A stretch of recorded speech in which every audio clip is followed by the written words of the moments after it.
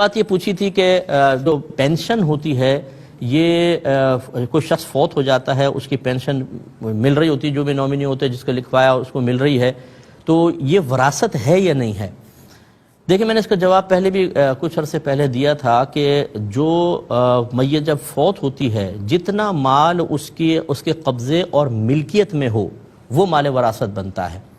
قبضے اور ملکیت، دیکھیں بعض اوقات قبضے میں ہوتا ہے جیسے اکاؤنٹ میں ہے، گھر میں رکھا ہوا ہے، بعض اوقات ملکیت ثابت ہوتی ہے، قبضہ نہیں ہوتا جیسے کسی کو ادھار دیا ہوا ہے اور سامنے والا اقرار کر رہا ہے کہ ہاں مجھے قرضہ دیا ہے، یہ مال وراثت ہے۔ لیکن جو ایسا کوئی بھی مال جو اس کی ملکیت میں نہیں تھا لیکن وفات کے بعد اس کو حاصل ہوتا ہے، یہ مال وراثت نہیں ہے، یہ اسی کو ملے گا جس کو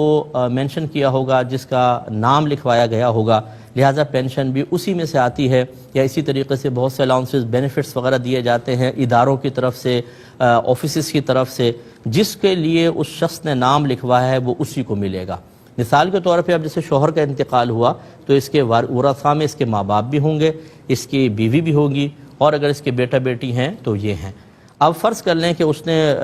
پینشن میں بیوی کا نام لکھوایا ہے تو اس میں ماں باپ کا حصہ نہیں ہوگا،